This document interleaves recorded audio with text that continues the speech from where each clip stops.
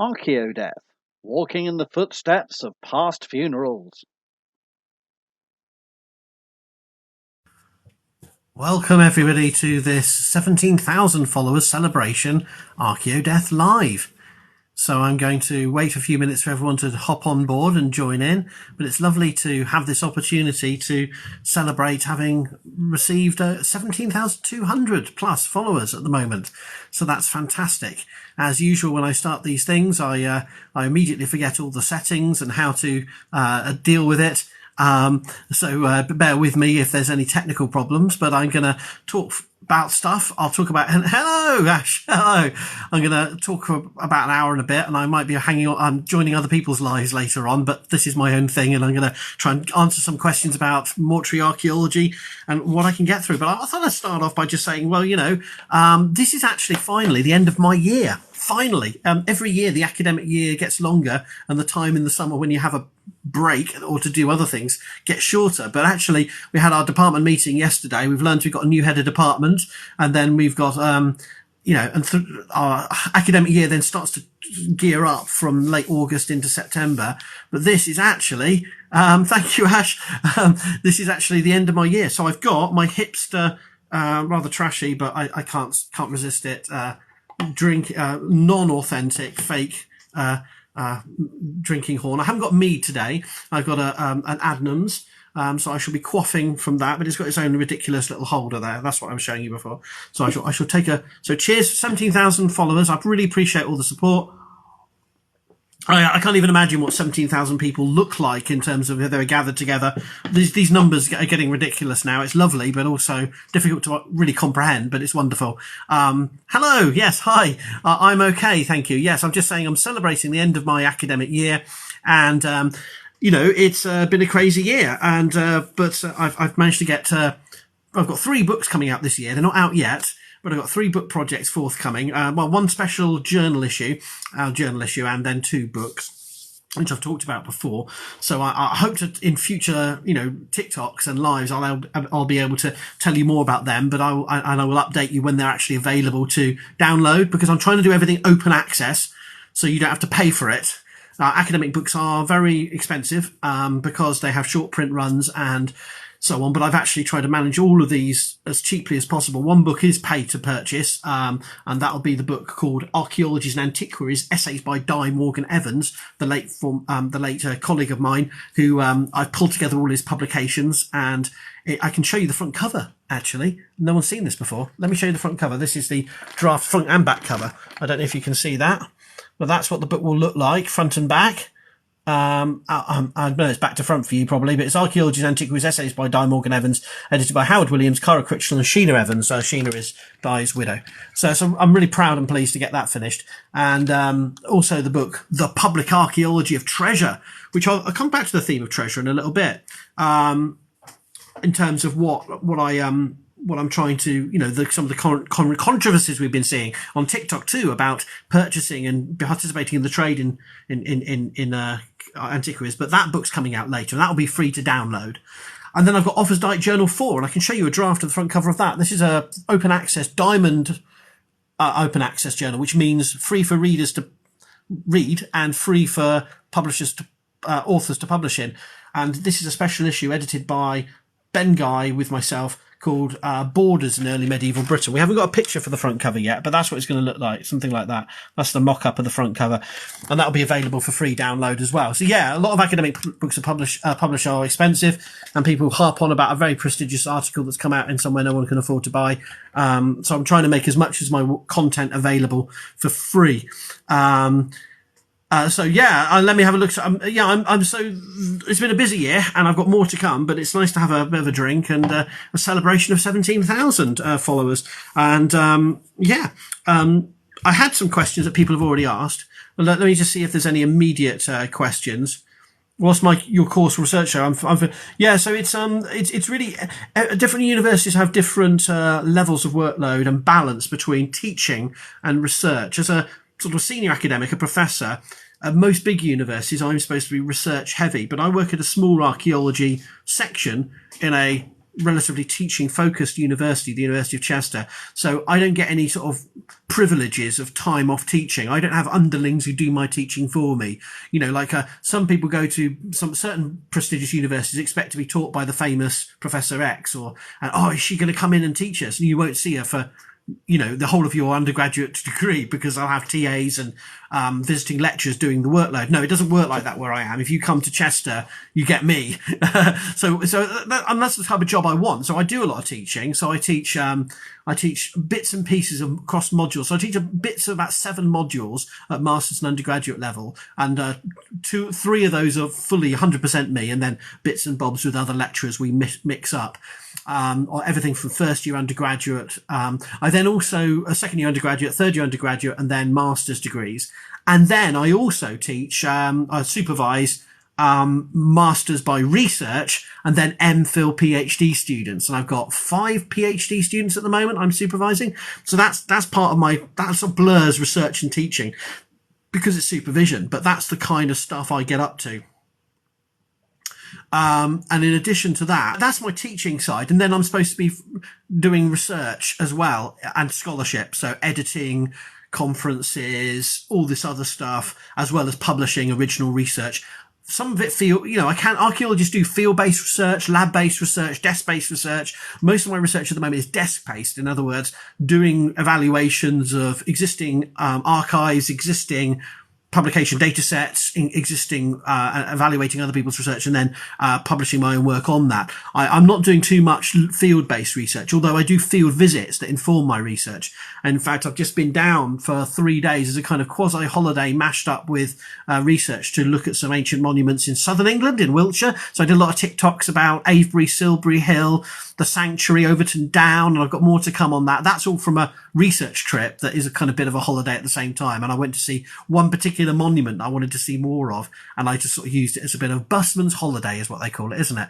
Busman's holiday. So I do field visits, but I'm not doing any actual excavation or field work myself at the moment, because I have such a teaching heavy and I'm doing so many other things. But that's to kind of give you a sense of what a UK academic in archaeology gets up to. Of course, different disciplines have different things to do, and different universities have different workload models. But yeah, I'm very teaching heavy, but I still get some sliver of time to do research. I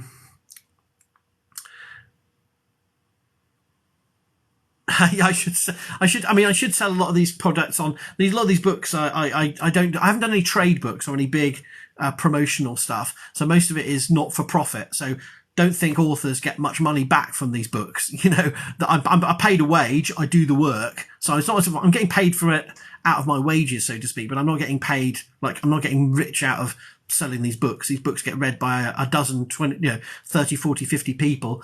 They're important for a research field, but they're not going to, I'm not trying to, my career isn't about trying to publish in, Scientific American or Nature or Antiquity or the biggest journals, but to do important research in my specialisms and move forward. I'm more of a visionary and author. I like the idea of being a visionary. Thank you. I take that as a compliment. I'm a visionary. I scratch my chin a lot. That's what academics are supposed to do. I go, interesting problem. How do I address that? Yeah, so most archaeological excavations are actually done by commercial units. Most work is ahead of construction of some kind by companies. Some are attached to universities. So you might have heard of Leicester, University of Leicester's has an archaeology unit that used to be part of the university. Now it's an independent, has to make its own money, but it's attached to the university. Other ones used to be, but they've gone independent. But the biggest ones are big companies like Wessex Archaeology, Oxford Archaeology, York Archaeological Trust, MOLA, Museum of London Archaeology, which used to be a part of the Museum of London, surprise, surprise, but is now a separate company. But then there's a host of dozens of smaller consultancies and smaller businesses that do archaeological field work. So 1 or 2 people, 5, 6 people. One of the big firms that's just been taken over by another big firm is LP Archaeology, which has now become part of Museum of London. There's so many commercial archaeologists. So most field work is done by commercial archaeologists, but most universities run field schools, training digs, And we also do run sort of research excavations. So last year, one of my colleagues was doing a big dig close to the university in northeast Wales. This year, we've got another lot of my colleagues are going to Yorkshire and doing an excavation. So we do research digs ourselves, and we collaborate between universities, with museums, with commercial archaeologists. But most of the digs are being done ahead of construction. Yeah, that's the best point. There's one question was asked to me of what do I feel about amateurs involved in archaeology, particularly what do I think about amateur metal detecting. And this is links to my book that's coming out, The Public Archaeology of Treasure. It's a very controversial subject. Because, when I say controversial, everyone says, oh, everything's a controversial subject. The thing is, I didn't realise there were such vociferous and angry people in the world of archaeology. And there are plenty of angry people in the world of academic and commercial archaeology. But when you get involved in metal detecting, treasure hunting fraternities, it gets really nasty very quickly if you express a view. And I have some colleagues that are very extremely anti-metal detecting in any form and regard. And it is a blight in some ways. And I understand their views. But there's also a long-term realization that there's a lot of potential collaboration between amateur metal detectorists and professional archaeologists and academics. And the Portal Antiquity Scheme in England and Wales is a voluntary scheme of voluntary reporting with guidelines so that finds discovered by amateur metal detectors can be recorded. But it's far from perfect, and no one will pretend it is perfect. And when you look at other countries where, like in Denmark, where there's a legal requirement to actually report your finds, it's a blessing and a curse. It means that if you've got something really valuable, it might go onto the black market without being reported, but then you'll get prosecuted if you get found out. But then you do have most small finds are getting reported by metal detectors who are legally obliged, as well as being responsible in reporting. But there's so many. It's a nest of issues, and I say controversial. I've talked to some metal detectorists who are very friendly with archaeologists and collaborative with archaeologists who get death threats because they talk to archaeologists. But when it comes to online issues such as the controversy about just one dude saying, hey, I've got something online that someone gave me and I can wear it in my beard. And you go, well, that's small fry, but actually it all adds up. And all these participating in that online trade from metal detector finds, which are probably often not reported, is part of a bigger international problem. And people say, oh, it's only small fry stuff. How short are people's memories? A large fraction of the Daesh, ISIS, terrorism movement was funded from the illicit trade in antiquities.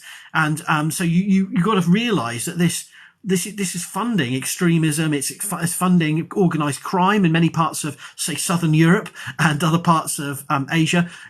Organized crime is, as well as drugs, as well as other things. It's illicit trade in antiquities. So this is part of a bigger nest of crime. So if you I'm not trying to sound hyper moral and we must wipe out the crime, but these small points do add up. And if you can't come online and pontificate about societal problems and then go, oh, and also look what I bought on eBay. It's a bit hypocritical. So small objects like that do matter and do make a difference. Yeah, farmers, actually landowners, you can think about landowners archaeologists. You have a dynamic of landowners, archaeologists, metal detectorists, and some landowners hate metal detectorists and other treasure hunters on their land. Others know they're going to get a cut if they can get the sales, so they work with metal detectorists and hate archaeologists. And it depends on, you've got to be respectful of, these are other people's land, and you've got to think as an archaeologist, you've got to manage people in a way that isn't disrespectful. And there's many a classic case study I know from the past of archaeologists rocking up at a farmer's door with a posh accent and a suit and going, hello, can I tell you about the ancient monument you're not allowed to plough anymore? And that can go downhill fast. But as if you actually talk to people with respect and realise they are the landowners, and many of them do care if explained why it's important, you can build relationships.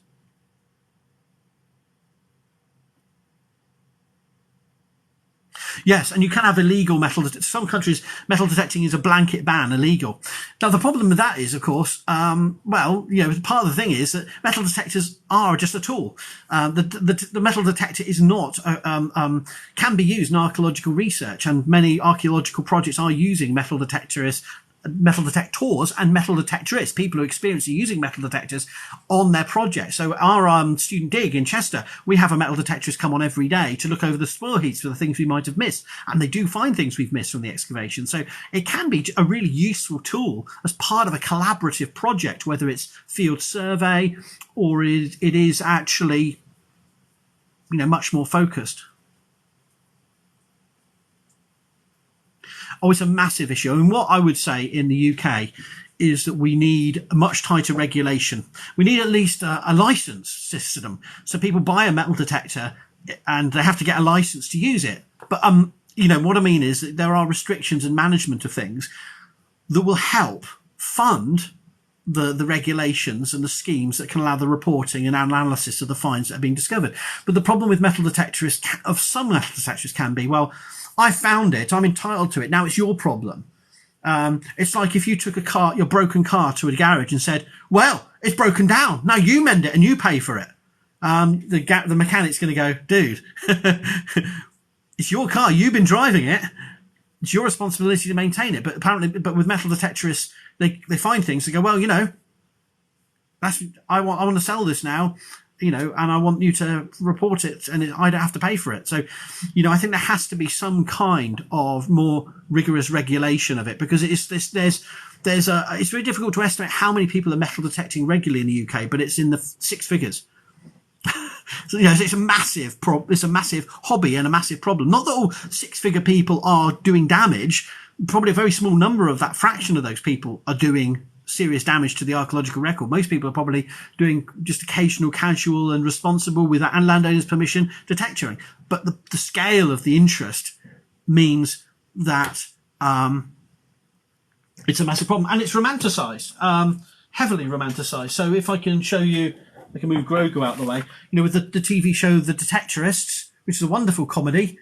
And there's a book. This is an edited book by geographers reflecting on the TV show with Toby Watsit and Mackenzie Crook. Metal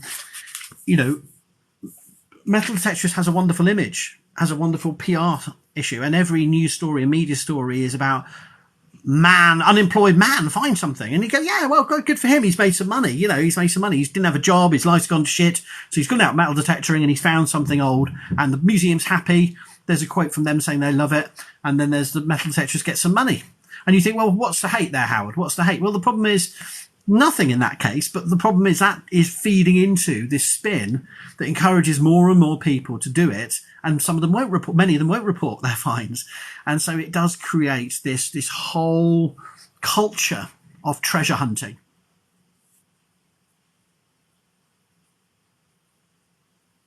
Yes, and battlefield sites. But when it's English Civil War, you're thinking 17th century. You think, well, there's no ethical issues here. But of course, we've got in other parts of Europe, you've got a massive ethical issue of Second World War battlefields, for example, being a focus of major treasure hunting. And you think, well, that's okay, Howard. It's just sitting around the battlefields of the Western Front, people picking up, selling it in shops all the time. It's never, but then you think, well, some of these sites, they're finding human remains as well. Some of these sites are burial sites. They are still from fresh recent conflict. So there's a host of ethical issues there. And archaeologists have to, balance that up very much, in a very careful way. And of course, we also have in the UK an issue of massive numbers of US metal detectors coming over to basically have their holiday and ransack a part of an English field, if I can put it. And we have problems in the US, as Archaeowolf and others talk about, of vandalizing indigenous sites and sacred sites, which are archaeological sites, as well.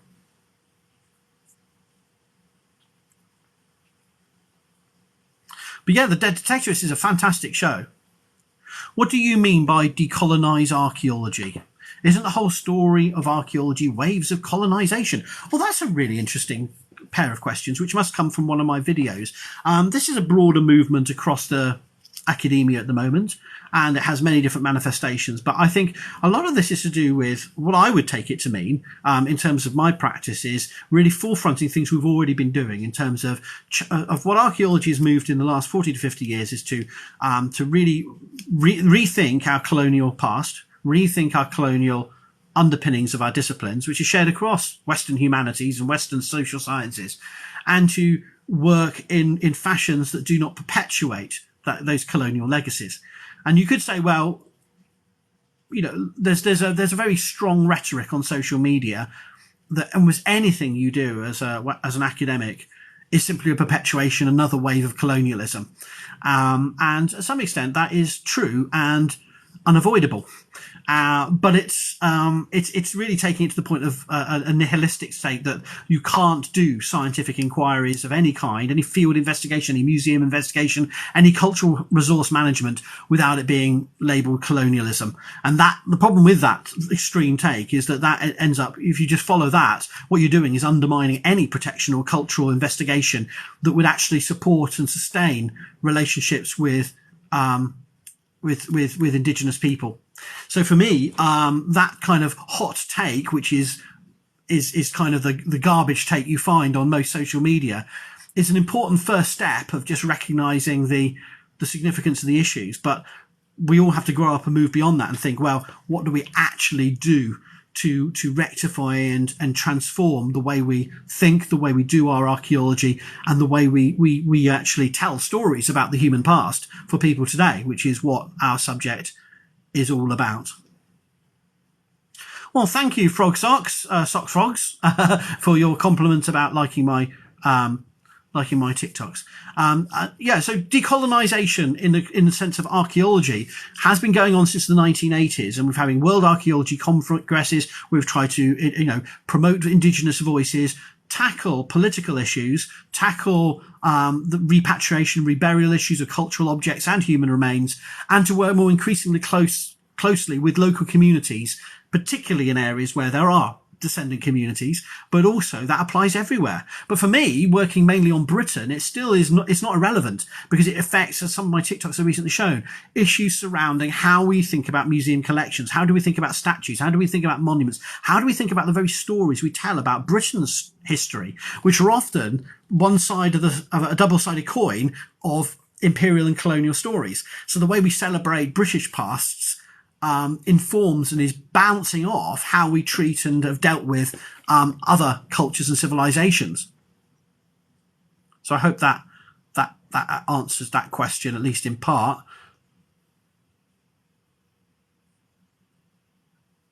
But, sorry, there is a follow-up point, and I'll see what this is. But isn't that activism not archaeology? Inevitably, you find evidence of colonialized. Okay. Well, I would say that archaeology is a theoretical subject, right? It's an academic subject. Archaeology, sometimes people think archaeology is the act of digging or the act of field investigation. That is one aspect of what archaeology is as a discipline. Archaeology as a discipline is in the US, it's part of anthropology. In the UK, it's a separate discipline, but tied closely to classical studies, ancient history, and medieval history, and history more generally, and cultural geography and other subjects. A lot of interconnections, but it is a subject that has theoretical frameworks and underpinnings. So activism and archaeology are different things. There are debates about how much an archaeologist can be an activist and should be an activist. But I would say that really those debates have already been ongoing for half a decade about how we do that. I don't think we can dedicate all our time to try and be activists, because I think academics make crap activists. And in some way that some activists make crap academics. But my point is that they are different things, and I think some scholars perhaps naively try and blur them together. But I would say that decolonization is something that has to happen in the academic system, and it's not simply about let's just change the reading list. It has to be about the root and branch rethinking of how we do our archaeological theory, method, and practice. So wow, that was a really good question. So we had a question on decolonization. I dealt with metal detecting. There was another question that I was asked about, and that is about the POC Vikings issue. So I did want to get onto that at some point. Okay, well, whether these subjects are interesting or not, you asked about it, so I've given you my best answer. I mean, yeah, I mean, we all have to engage with subjects in different fashions. Some of it is, shall we say, most archaeological theory is mocked. You know, we get a lot of mocking of, oh God, you spend all your time arguing about what is and what isn't ritual, and whether neo-Marxist approaches can be used or processual approaches can be used. But this stuff does matter in terms of how we then go out and the stories we tell from our investigation. So at one level, it doesn't get in the way. It is part of what we do. So, you know, there's some strands of archaeological theory that actively I hate and I get bored of, but I know they're important. So, you know, it's about trying to think about how we fit it all into what we're trying to do. Yeah, and this comes to the issue of like POC Vikings, because I've just done a series of posts. I've got a couple more to do about 5 responses to how we deal with the POC Vikings issue, because I see a lot of people on TikTok talking about this, and I sort of thought I have commented on Lord of the Rings Rings of Power? Yeah, sorry, there's too many rings in there. You know, the new Amazon series, anyway, and representation of people of colour and Vikings Valhalla TV show. But I also think we do need to have a sustained conversation about what we mean when we're talking about people of colour in Northern Europe in the early Middle Ages. And I've seen this discussion about POC Anglo-Saxons or POC early medieval English people, and I've also seen the conversation about POC Vikings, and particularly the term Black Vikings being used in that context. So, you know, go and have a look at my videos on that. I'm really interested in what people's take are on them, because part of the problem is that you end up getting sort of trapped into these debates, which are really controversial, but also very dead-endy. You know, they're cul-de-sacs. They don't really go anywhere. Or what's in the cup? Hi, Tiger Barn. I've got Adnam's Ghost Ship. It's just a can. But I thought I'd put it in something a bit more elaborate, you know. Hail to you. And I've got a video coming up crediting you for that, for a point. So I'll shout out coming in the next video. And you know, the challenge here is, of course, that early medieval people did not have these racialized frameworks in the way that we now understand them. They did talk about tribes and peoples and ethnic groups, but they didn't see them in these terms. And actually, skin color hardly comes up in any of our source material at all as a framework of defining people. So we've got that whole problem of how we deal with that. At one level, it's important to say, yeah, there probably were somewhere people of color in a variety of roles in the early Middle Ages in Europe, and it's important we have that conversation. But that's kind of a first stage conversation of actually getting into the complex issues of how we define identity and how do we define races in the early Middle Ages, when we're so far before a time where we have those categorizations being used. Yes, there was hate and what we would now call racism in the early Middle Ages. There was anti-Semitism. There was prejudice against people based on gross characterizations of the barbarian tribes and so on. But how much that actually worked out in practice in daily life and was actually fundamental to how people saw their world, it's very difficult to work out. So at one level, I think it's very important we break down our modern stereotypes of the early Middle Ages and try to populate them with more, you know, complex stories. But also we have to remember that some of this, the more we drill into the detail, the more we don't really have the answers. And that leads some people who have already made up their minds, you know, in a bigoted way to go, well, you don't have the evidence, so it must be the way I think it is. So I have people angrily saying to me, well, everyone was white. And you go, and how do you get this evidence? Where do you get that fundamental security of knowledge? You get it through knowing nothing about the subject, of course. That's how they get it. And it's like arguing with stupid people. They'll have emphatic answers. They don't have any information to back them up apart from a Reddit thread they've looked at. And there's no way to argue with them. So you can't always, you can't fact check away idiocy, you know. And all I can say is, well, the way we would think about it is this. So it's not about inventing an alternate view of the past where it's woke. It's about informing people about what we actually do know. It's not about shutting down. It's about opening up our stories. Can I answer the question about the Viking hairstyles, braids and locks? And were they clean cut? I've heard both theories, says Ginarella the Wicked. Okay, well, I did a few TikToks about that a while back, and I think I've got a playlist called Viking Hairstyles or something, or Viking Locks, something like that. All I would say is that there's a lot of people on TikTok and other social media who are happy to spout with pride and confidence quite a lot about that topic, I must say. And I would say have a situation where there's no definitive archaeological evidence that early medieval Northern European peoples had dreadlocks. But some academics say, well, it may have happened, and it most likely, if we don't have definitive evidence, they probably still did. And, you know, I'm not saying they didn't, but I'm just saying we don't have any positive evidence that they did. There's evidence of lots of cultural and complex uses of hair, stopping, cleaning it, cutting it to mark mourning rituals, oath taking, and so on. But we don't necessarily have definitive evidence that dreadlocks or locks were a thing in early medieval Northern European. This is very much about white people wanting a justification for wearing their hair that way now, isn't it? And if people want to wear their hair now, I haven't. What I've done very careful to do is I've not intervened, because I don't think it's my place to tell people about what hairstyles they should have today. And if there are going to be those conversations, it should be people of colour having those conversations with white people trying to do that. But I would say that you cannot use the early Middle Ages as legitimacy for those conversations and say, oh, Viking culture, they all had dreadlocks because I watched Vikings. No, it doesn't work that way.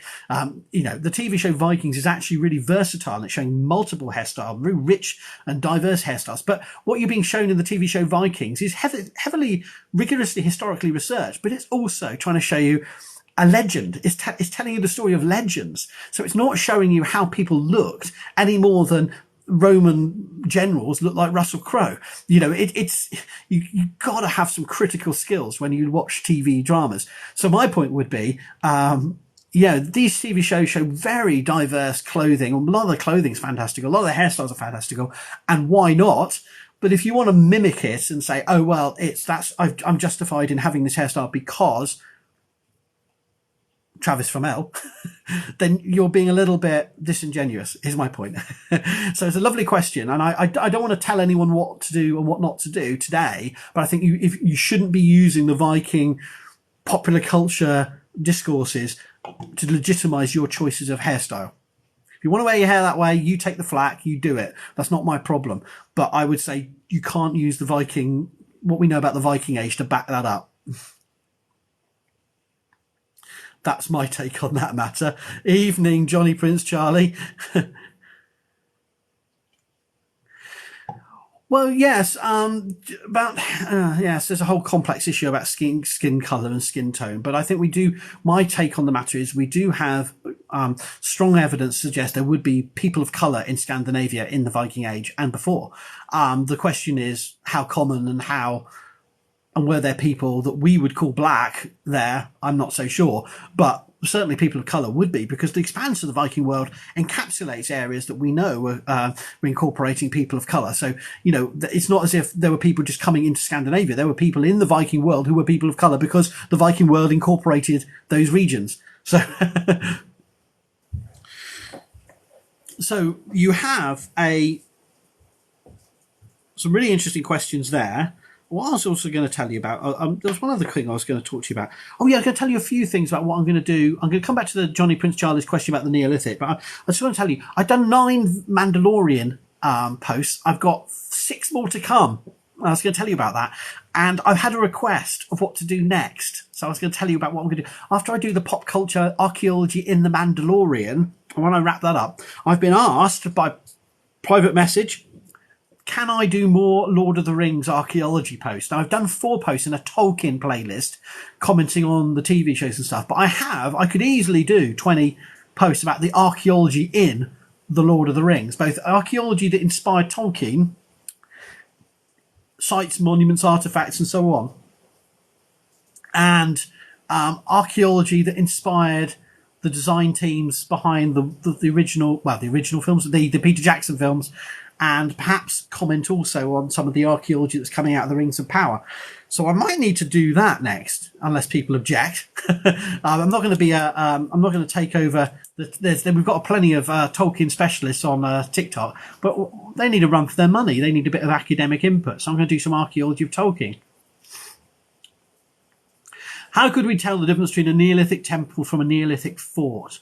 Now, I don't know where that question's coming from, but I would say that, well, the problem is categories of monument types like causewayed enclosures, which are early Neolithic multiple ringed hilltop enclosures, we find evidence of ritual activity in them, and we have evidence that some of them were attacked, because you've got the volume of arrowheads from some of them suggests that people were firing in and out of them. So you have sites that may have had a range of ceremonial functions, and may have also been a focus of conflict. But I would throw that back and say that rather than site function, that shows what happens is if anyone gets together at any time in human history, fights are going to break out.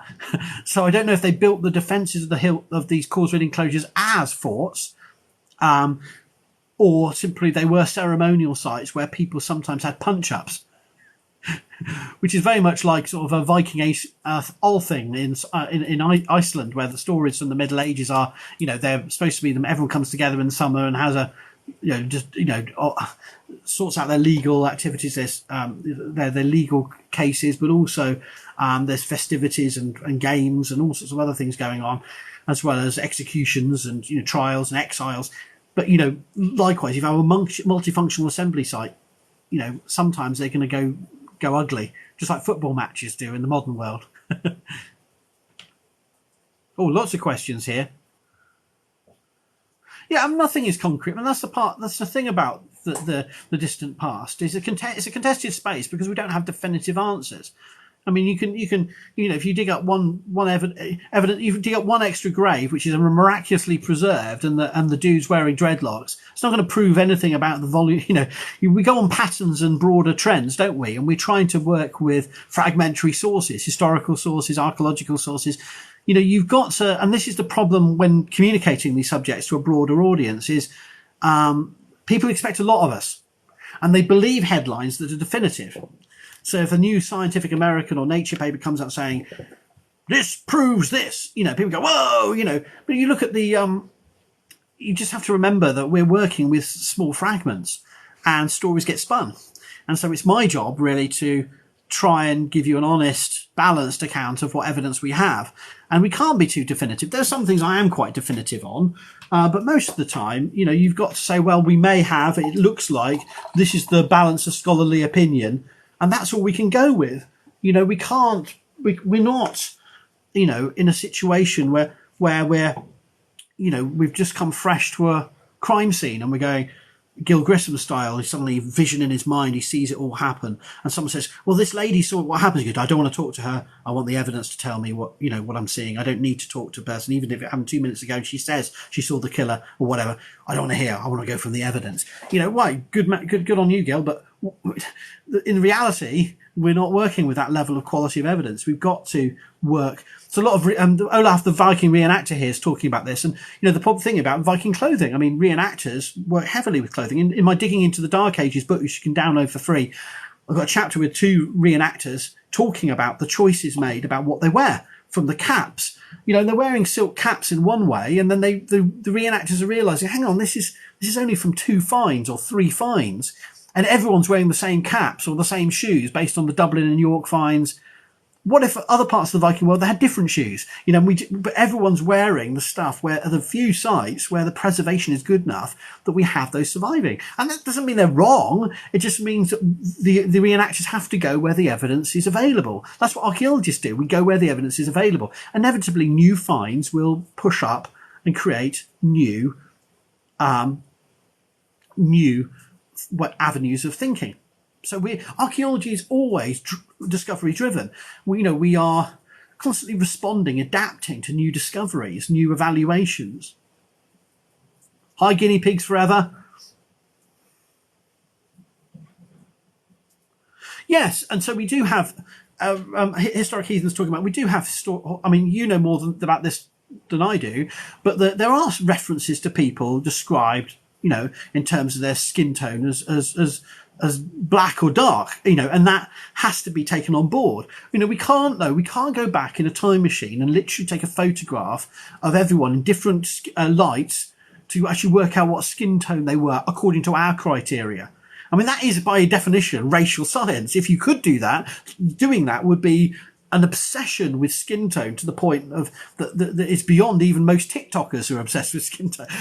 That is just twisted as anything. We can't get that evidence anyway. Hi, Anna. Anna, sorry, I've got to get it right. Sorry, I said it in a wrong way there.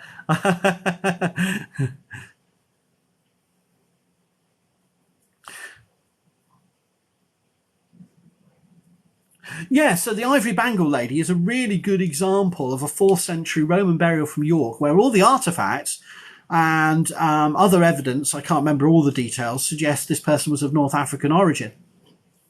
So yeah, the whole of the early Middle Ages and the Roman world before it was heavily. I mean, the word multicultural has been loaded and can be misused, but it's a simple shorthand. Yes, people were moving around all across the empire. That's what the military was all about. And the traders and the camp followers. So you had really complex intermingling of peoples. That doesn't mean that every second person. I've had arguments with people about this, and they go, but you can't be more than 1 in 10. I said, well, in UK today, all ethnic minorities and immigrant communities of all fashions only take up about 15% of the population anyway. It's only the xenophobes and the right-wing Daily Mail readers believe that the country's being invaded by every second person is of a different skin tone. It's because they're obsessed with that topic. And the same would happen in Roman Britain. Yeah, most people would be white or look white, but they would have also been Jews. They would have also been people of different, a whole host of different origins and multilingual communities and different places of origin and mixed families from different backgrounds. So yeah, we just have to bear in mind that complexity.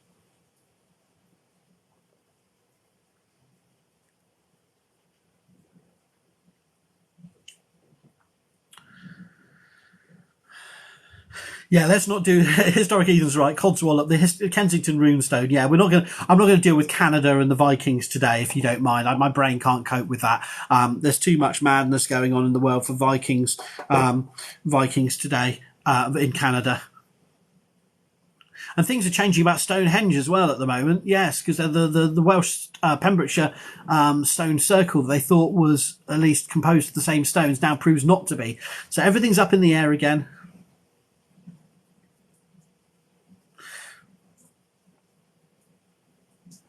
How do I keep such information in my brain? Well, I feel I'm speaking from fragments, even though I've got the books right here.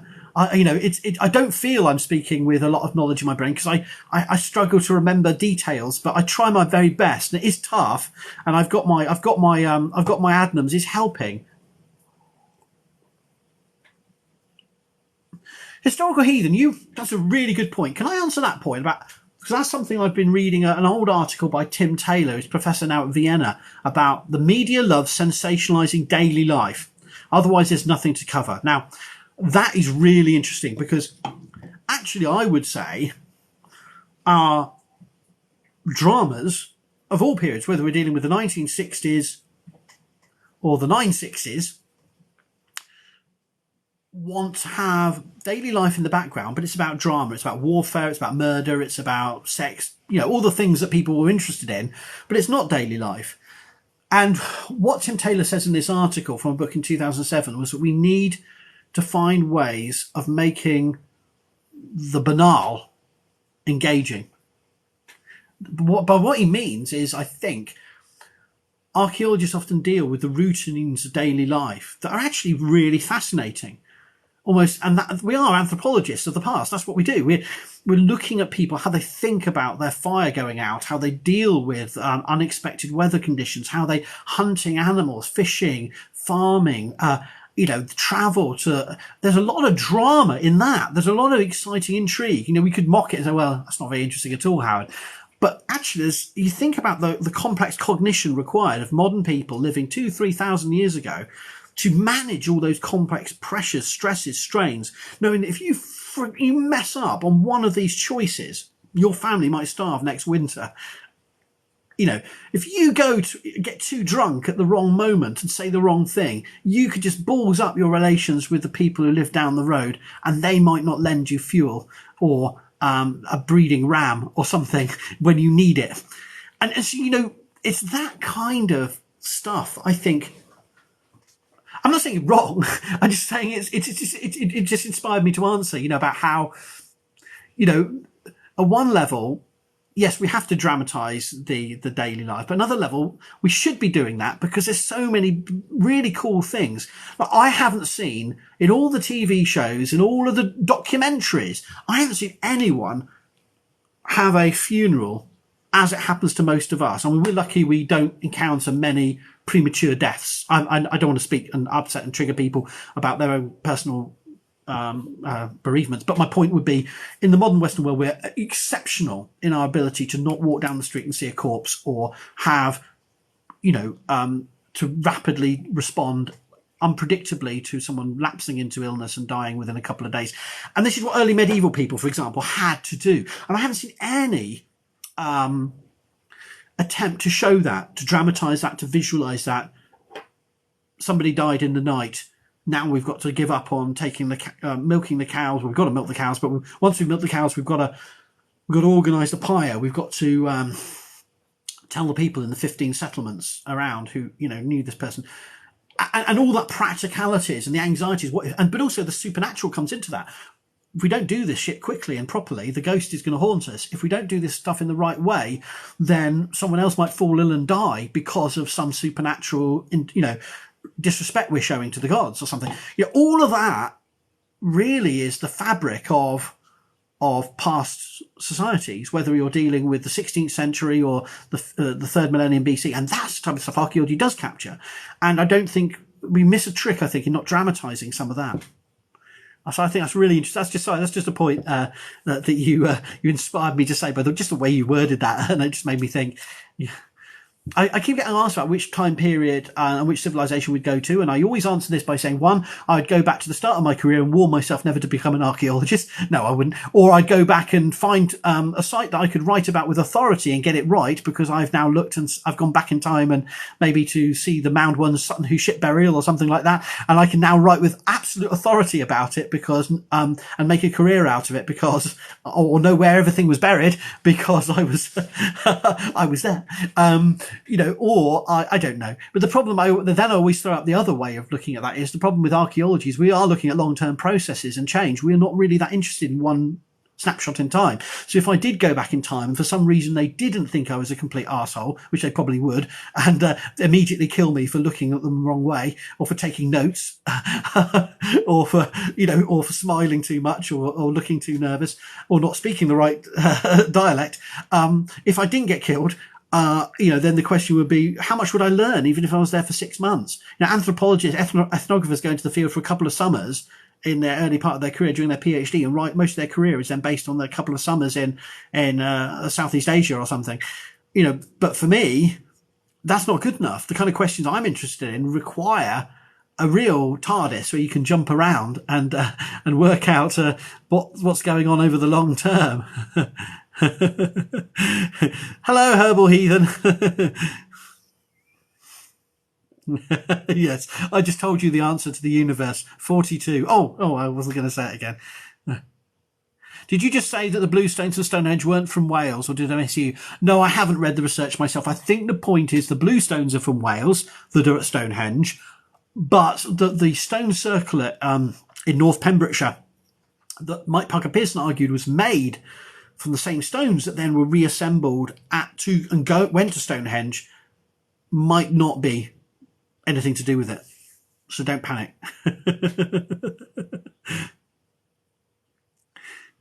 Someone say Sutton Hoo. Yes, I did, Winter Raven. Hello. Yes, I was just talking about, wouldn't it be good if I could go back and see it all in person? And they'd probably just kill me and chuck me on whatever, bury me with the dead. But I'm here to study it. Get in there, you. He's only been here an hour and he's already pissed us all off. Yes, exactly. Bring a linguist. They'll always help.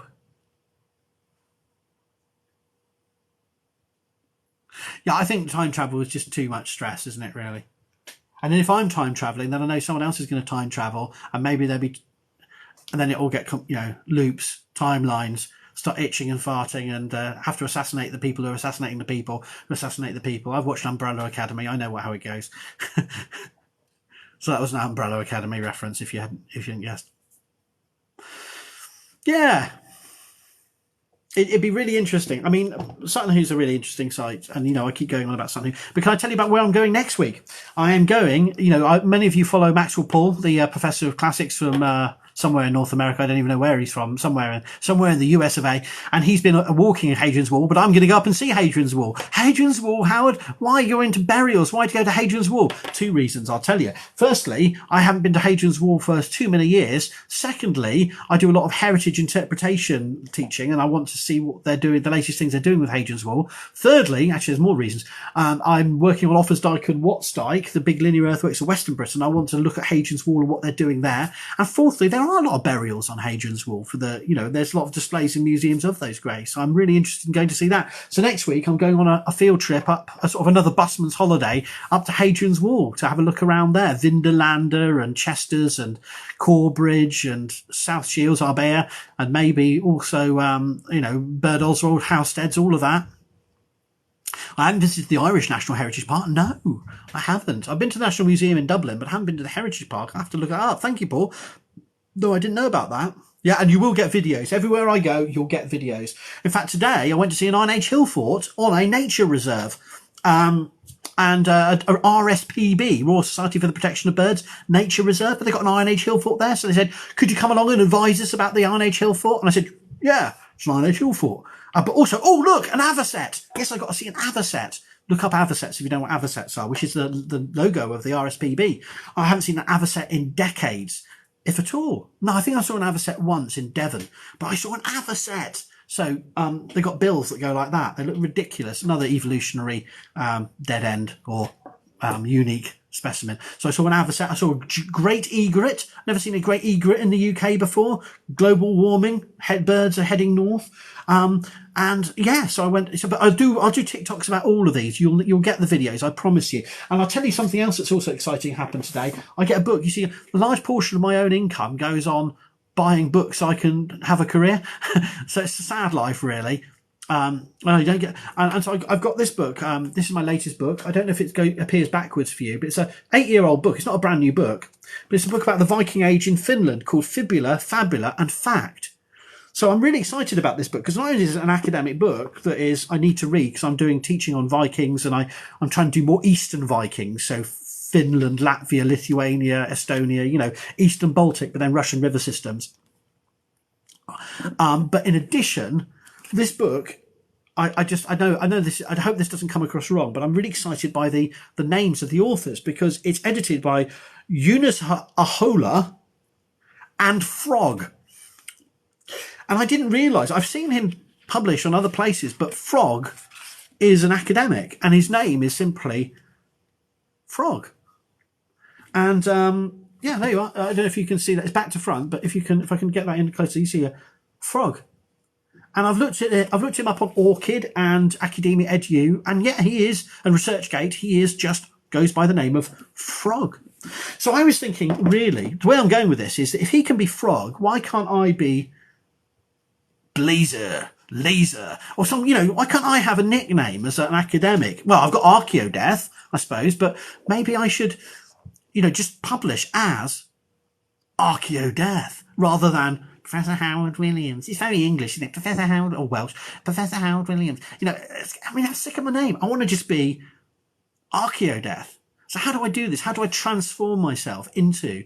Do I need to do it? There's probably forms. I don't have to change my name for Depop. I can still have a bank account under my house in my name or whatever. But if I just become, the pseudonym is the image, and I just become like the man behind, I become like V for Vendetta. I could become I could become a phenomenon. Or is that just ridiculously egotistical? It probably is. But if he can be Frog, what I'm trying to say is if he can be Frog, why can't I be Archaeodeath? Or why has he thought of doing that and I can't be? I haven't got that far. Blazer, Laser. I was just thinking of it. Was it? What's the film? With Ben Stiller. That's what I was thinking of. Beat My Team. Can't think of it now. Dodgeball. That's it. You're not physically capable. Oh, I feel bad now. I still owe you a dance video. Okay, Dancing Stones. I'll try and do a dance. I'll try and do some moves at the next archaeological site what I go to. There you are. That's as bad as it gets. That's as good as it gets, actually. Dr. Death.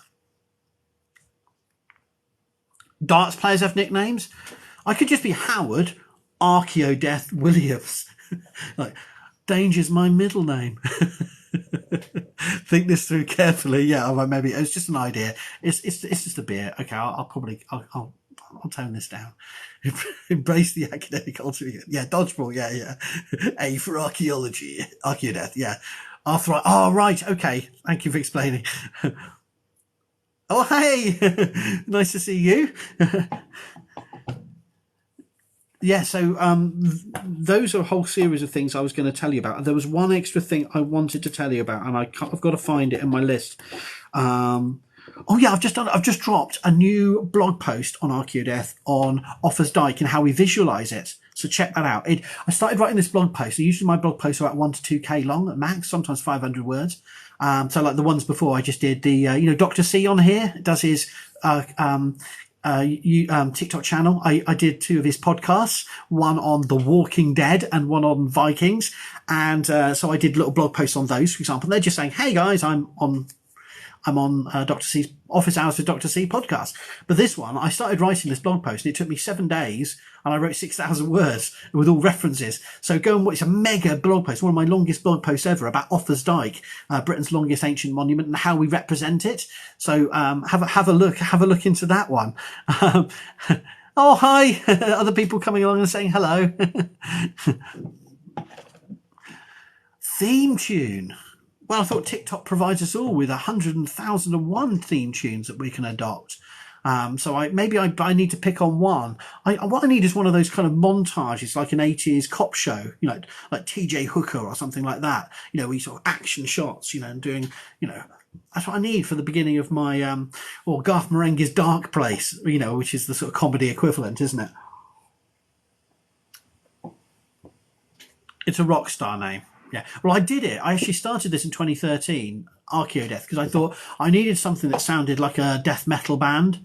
And I did it as a bit of a joke because there's already the wonderful Archaeo Soup, who is on YouTube and now TikTok. And he's a lovely guy, Mark Bartman Astos. He does a much more popular channel than mine on YouTube. And he's been long running. He's one of the pioneers of Archaeo YouTubing, and I wanted to sort of do a death version of him, but so I owe it all to Archaeo Soup, but also it's a bit of an ongoing joke of mine that you can put Archaeo in front of anything. So so it was all a bit of a joke nine years ago, but it stuck really. Wielding a trowel instead of a gun. Yes, you can see the whole, other cops get there. Shoot him before he gets away. I don't do that. Instead, let's trowel and record and photograph where he was. Yeah. Go back for archaeology and cultural resource conservation. That'd be fantastic. Archaeo Rain. Oh, that's very good. Lorraine, Archaeo Rain. I like that. That's very good. Very good. Who are my favourite history YouTubers? Right, I'm going to answer that one. How do I answer that one? Who are my favourite archaeo history YouTubers? Well, the official line is that I can't stand historians at all, ever. They're just archaeologists with a chip on their shoulder that they don't get to look at the cool stuff. Sorry, no, seriously. There's actually quite a lot of historians I follow on here, but then there's a lot I can't, and it's not always because I don't like their content. It's just because it's a weird thing, but sometimes I can't. It's too much history. It's like that line from Spinal Tap. Where they're at Elvis's graves and the grave, and they go, one of them going, yeah, it puts things in perspective, and the other one goes, yeah, too much in perspective. Sometimes I find some of the history content really weary, not because I'm not interested in it, but just I hear it so much in my other life. Kate Lister's great. You should follow Kate Lister. She does the archaeology of sex and erotica and things like that. But it's not all silly. She does really serious, engaging material about real social issues through that medium. Pardon, of course, I can't. M Pardon, she's brilliant. She does great medieval stuff. She's hyper fast. She has an ability to pack in more facts in 60 seconds than exist in the universe. So she's fantastic. Yeah, the Doctor does point and laugh at archaeologists, but he says he is, but he's an archaeologist, really, in my view. So he's just trying to define. He's just trying to deny the inevitability of his own archaeological identity. That's my view of the Doctor. But there are people I follow. The guy who does Swana stuff, was it Neodeath? I can't remember his real name. I only know people from usernames. I never even remember those. But he does really amazing stuff on Syrian history and North African history. There's some really great history creators on TikTok, and as you know, I do get. Well, let me put it this way: I prefer the historians on TikTok and YouTube than the ones that are on TV. I just can't watch history documentaries anymore or archaeology documentaries on TV anymore. Not because they're bad presenters, but because it's the same bleeding faces all the time. I mean, like, I would imagine the hate. I mean, it's nice to have a following and supporters here, but imagine if every time you turn the TV on, Professor Howard Williams introduces you to the Neolithic of Orkney. Professor Howard Williams at Hampton Court. It wouldn't be long before you would be sending death threats to me, and I wouldn't blame you. And that's the problem with these characters, is that the TV people latch on to about a handful of these people, and they just use them and use them and use them for 20 years. And it's not their fault that it's not their fault they're annoying. It's the fact that they're there all the time, and I hate them for it. And it's not their fault. It's just I hate having to see the same personalities on TV all the time. So the blessing of YouTube and TikTok is at least you can pick and choose who you listen to.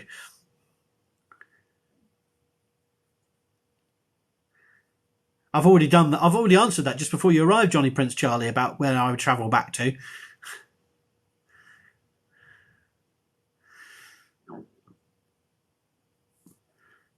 Yes. You said the same point. You're saying the same point as I have there. Yes, absolutely. Documentaries make me sad because it's the same people with the same statements every time, and you just want. I would love to do. I've told Stefan. I don't know if Stefan's still here, but Stefan said we would be brilliant as a double act. Or actually, many of you guys would be great as a double act, going around sites rather than that prat. What's the prat who? They'd always do their car shows and go around and do stupid things. But if you had 2 or 3 people rocking around, looking at sites and having conversations, it'd be better TV for TikTok historians, ancient historians, archaeologists, anthropologists. It'd be better TV than any of the trash they produce at the moment, where you just have, I stride to gate, open gate, let's go in. Oh, look what we found here. Let's talk to a local person. And it's a tired format. So I think I'm not saying I should be on TV. I'm saying it'd be. I know that even with my limited skills, I could do something different, to the formula. If I was going on these stuff more, that's my feeling anyway. Or I think someone like Stefan should be, or Do No Harm. She'd be great as well. That'd be absolutely fantastic. Yes, I don't know if I said this on a live before, but I was interviewed a couple of years ago by a Radio 2 DJ, Radio 1 DJ, and he was the presenter of the TV show on, and he was a lovely guy, but it was like talking to Oh I'm at Love, if you know that character from Father Ted. It was like, hello, how are you? Nice to see you. Great, Professor. And it was just like, that was his level. He didn't have any, there was nothing behind. That was it. There was nothing, there was no backup. There was no personality. And I know it's difficult doing those jobs, but he was really out of his depth. He didn't know what he was doing. And there was other documentaries I've talked to, the presenter, and they know their shit. They know what they're doing. They've researched it. So they go, so Howard, I know that you've worked on this, but you went, and you go, wow, you've actually thought this through.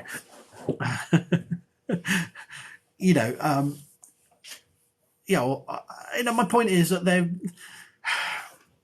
it shouldn't rely on the individual striding around, man, woman, or whatever else. It shouldn't be about the one individual, with qualifications striding around the landscape. There's other ways you could break up those shows and make them with multiple individuals, make it much more fun. And artifact history does need a lot more attention.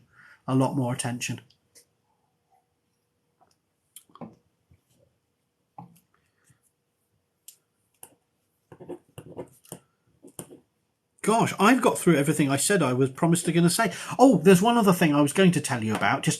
I've submitted a book chapter. I did a TikTok about it called V for Viking, because I mentioned V for Vendetta earlier. But I've been doing this research a couple of years. I did a blog post on it, and I realised that none of the lit critical people that have been evaluating the film and the original graphic novel V for Vendetta have recognised the Norse funeral elements of the both products. The 1980s Alan Moore, David Lloyd comic graphic novel, and then the film from 2005. And all of the people that have been commenting on it, and it's as a political statement, as a anarchist statement, as a piece of cultural referencing to history, haven't connected in the Viking element. And so I've done a paper about it, and it's off to publication. Hopefully later this year it'll be out, called V for Viking. How do we look at the Viking Age from an anarchist, anarcho graphic novel perspective, and what does it tell us about how we do the Vikings, how we talk about the Vikings today? So that'll be interesting. That'll really knock people off in my field, actually. I think we shall see.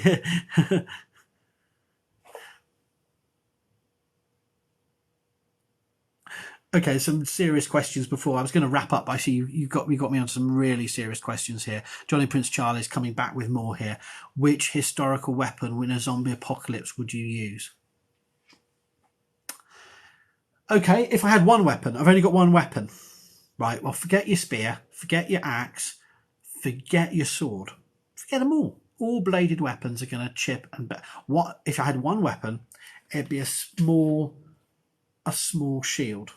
A small 5th, 6th century shield. Small. I haven't got one. I haven't got a replica here, but a small early Anglo-Saxon shields were about. I don't know. I probably get it wrong. 70 centimeter diameter. So basically, they're glorified knuckle dusters. And I think to keep your zombie, because I've thought about this. You know, you've got to think about this. Zombie apocalypse. I can also answer which archaeological site I'd go to in a zombie apocalypse too. But we can do that another time. But in terms of historical weapons, there's loads of weapons that will take bits of zombie head off, right, and spike out as it's a zombie eye and, you know, get their brain dead.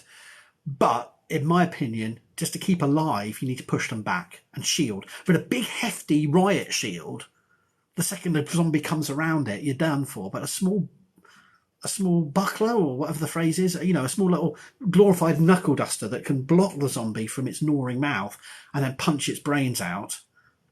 That, I think, might... And if you could keep that, it's light, you could run. That's my theory. Don't go too heavy. Don't go in full armour, you know. That's my theory. Stick with something light that you can run with. So that's my answer to that.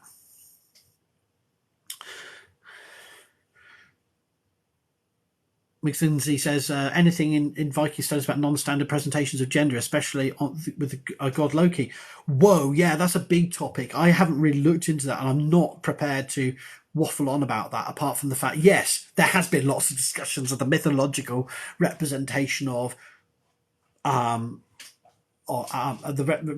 gods and the stories of the gods and what that might tell us about gender fluidity and non-binary identities. And I've also done videos about some of the grave evidence where we've now got evidence of perhaps how individuals who may not fit into a standard gendered identity, a traditional male or female gendered identity may have been treated differently in death. So I've done videos on that as well. There was a recent study in the European Journal of Archaeology about a case study from slightly later, but sort of later medieval Finland, but it's almost at the beginning of the Viking Age, beginning of the later medieval period in Finland, about that, because the person was buried in full female gendered dress, but with 2 swords. And is that therefore... But there's a whole series of questions about that, about like, does that mean anything to do with their identity, or the fact that there were other individuals who contributed objects that linked to their family identity? So there's a whole series of questions there. But the burial archaeology is going to be fascinating on that, and seeing how many of the assumptions we have. And while I still remain heavily critical and cynical of the BJ581 Viking warrior woman story, I think it's much more likely we're looking at rather than a warrior woman, someone whose identity was complex and related to multiple individuals and families in life who are burying her to honour those relationships, rather than it being about her warrior status. That also is about possibly more of a blurring of genders than it is a blurring of a woman who was a full on warrior. But we can argue about that till the cows come home.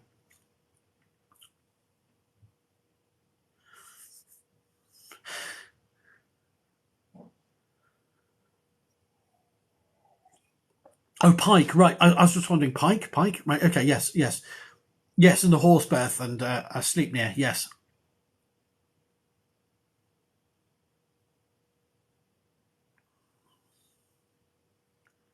Oh, you got your hair and table t-shirts yesterday after seeing the afternoon. Very good. I'm in my Archaeology Needs You Sir Abbas Giant t-shirt at the moment. So, oh, fantastic. Yes, the wild boar. That's actually, can I just say, I think that boar is actually a Pictish symbol. And you're not wrong in the sense it's a Brythonic language, but I think it's from Burghead, isn't it? On the north, on the northeast Scotland. That's one of the boars. I think, if I remember the boar rightly. Just saying, it doesn't matter. I'm just like, it's cool, bloody cool. Yeah, okay, thank you. You've come back to me. Thank you for the question. Which historical site, if best fortified to survive the zombie apocalypse? Well, I think you have to go back to the Iron Age, don't you? You have to go back to an Iron Age hill fort. And you don't want to go for a big hill fort on top of a massive hill away from a water source. You need a small promontory fort near a bend in a river, easy access to water, multiple escape routes that you can easily defend the promontory. So steep scarps on three sides, multiple defences on one front. So the zombies can only get at you from one angle, and if you do get overrun, you've got multiple routes of escape. And in a modern landscape, I know a couple of promontory hill forts that are quite close to supermarkets. Don't laugh. I'm serious. You need to know these things. So I know where the hill forts are that I could refortify, and you still be close to a train line, a couple of major roads, and a supermarket for at least for the immediate aftermath, getting some supplies.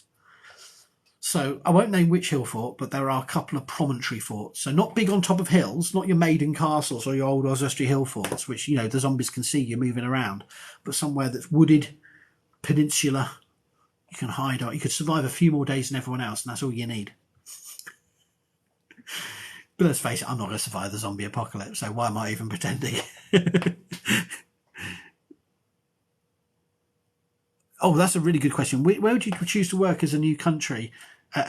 Choose a new country in which to work as an archaeologist? Where would you be? Well, I have worked as an archaeologist. Well, Sweden is what I'd say, because I know it reasonably well. My language skills are shit, but I know Swedish archaeology quite well. So I think I'd like to work in Sweden, if anywhere other than the UK, in archaeology. And I've had good relationships with Swedish archaeologists and Danish and Norwegian archaeologists, I should say, given the audience here. But I have had good relationships with Swedish archaeologists, so I would say Sweden. Battlefields to visit? I don't know. Battlefields are boring, aren't they? I mean, they're just fields where people died. I don't know. Best battlefield. I haven't been to Culloden recently, but I did dig near Culloden. I visited Culloden. It's a really cool site to visit. That's an interesting question, Johnny Prince Charlie. Thank you. Hardwick Hall, close to the M1, but you see, zombies can get into historic buildings. They can crash through the windows, you see. But yeah, somewhere you can really fortify.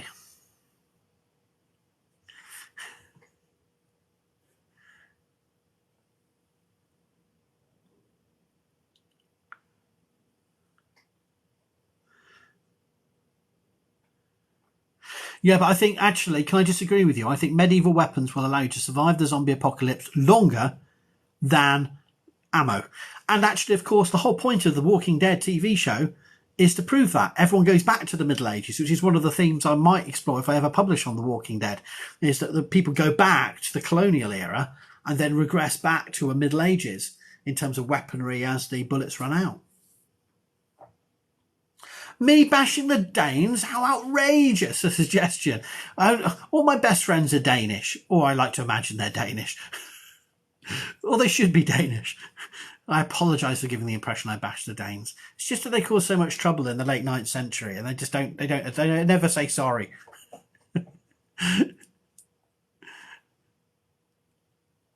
Oh yes, the Canadians. But yeah, you might join forces against us. Flamethrower. You have your flamethrower. See how long you last.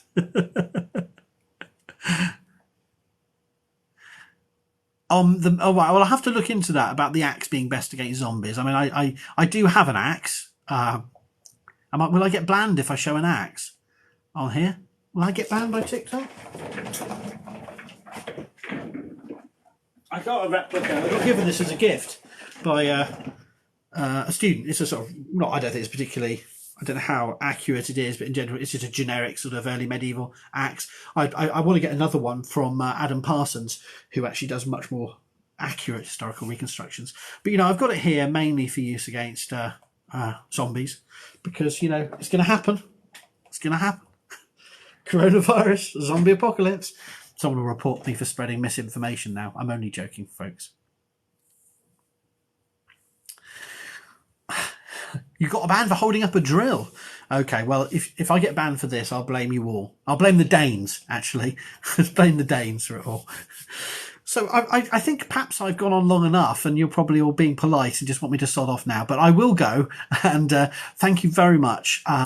Thank you very much. And it's lovely to chat you all. I really appreciate all the input and questions, and I know you're only a minor fraction of the thousands of people that follow me for no good reason, but thank you. To thank you is very important, because you keep leaving lovely comments for me and keeping me morale going on this app. So I appreciate it all. So I shall scoot off now, but thank you again. I wonder when I'll have my 18k follower live, but maybe next depends on how it goes, whether I get called out for outrage of holding an axe or insulting the Danes, and my Danophobia, and then I'll get banned from the app for hating Danes, and but let's hope I can get to 18k before that happens. Okay.